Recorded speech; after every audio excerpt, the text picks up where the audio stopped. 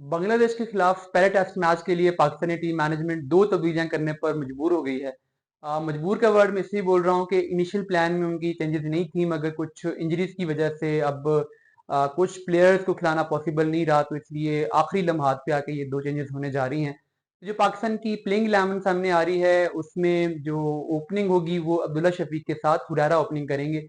और ये अब्दुल्ला के साथ तीसरे ओपनिंग पार्टनर हैं। पहले हमने देखा कि इमाम ने ओपनिंग की काफी अर्सा अब्दुल्ला के साथ, फिर ऑस्ट्रेलिया के खिलाफ सीरीज के आखिरी मैच में साइम और अब्दुल्ला का पेयर ट्राई किया गया, और अब बांग्लादेश के खिलाफ हुरैरा और अब्दुल्ला का पेयर ट्राई किया जाएगा। दोनों मैचेस में ये दोनों ही ओपनिंग करेंगे अगर कोई इंजरी ना हुई तो। नंबर 3 पे शान मसूद होंगे। शान मसूद को हालांकि ये मशवरा दिया गया था कि आप ओपनिंग पे आ जाएं, क्योंकि अगर आप ओपनिंग पे आते हैं तो आप कामरान गुलाम को मिडिल ऑर्डर में ट्राई कर सकते हैं। मगर शान मसूद कंफर्टेबल नहीं थे। उन्होंने कहा कि नहीं, मैं नंबर 3 पर ही खेलूंगा, तो इसलिए अब वो नंबर 3 पे हैं। तो फिर कामरान गुलाम को इसलिए रिलीज कर दिया गया था कि वो, क्योंकि उनकी प्लेइंग 11 में जगह नहीं बन रही, तो फिर वो जाके बांग्लादेश के खिलाफ जाके मैचेस खेलें ताकि प्रैक्टिस में रहें। नंबर 4 पे पाकिस्तान के स्टार बैट्समैन बाबर आजम होंगे, और नंबर 5 पे अभी जो वाइस कैप्टन बने हैं सऊद शकील, उनका नंबर होगा ना। यहाँ तक तो मामला सेट है, ये 5 प्लेयर जो पहले हैं वही हैं जो कि एक्सपेक्टेड थे। नंबर 6 पर जो मुकाबला था वो रिजवान और सरफराज का था। आप जानते हैं कि पिछले साल न्यूजीलैंड के खिलाफ सीरीज में सरफराज को चांस दिया गया था, क्योंकि रिजवान उस वक्त टेस्ट में स्कोर नहीं कर पा रहे थे। सरफराज ने आते ही 100 स्कोर की मैन ऑफ द सीरीज बने।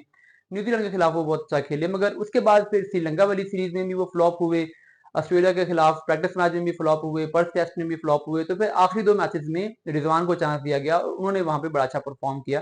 तो इसलिए अब ये जो दो मैचेस बांग्लादेश वाले हैं, इसमें तो रिजवान ही कीपिंग करेंगे।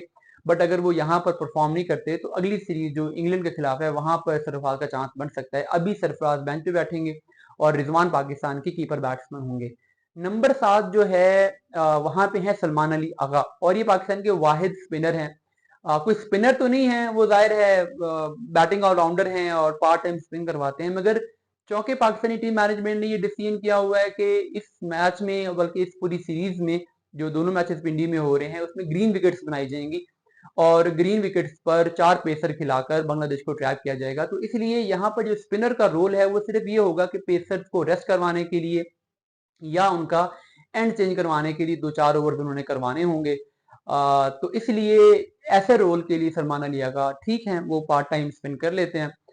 तो वो होंगे। उसके बाद पाकिस्तान ने 4 पेसर्स खिलाने हैं। अब नंबर 8 पे जो ओरिजिनल प्लान किया गया था वो ये था कि आमिर जमाल होंगे, क्योंकि आमिर जमाल ने ऑस्ट्रेलिया की टेस्ट सीरीज में बहुत ही आउटस्टैंडिंग बॉलिंग की थी, बैटिंग भी बहुत अच्छी की थी, और उस सीरीज में पाकिस्तान के लिए वो मैन ऑफ द सीरीज थे।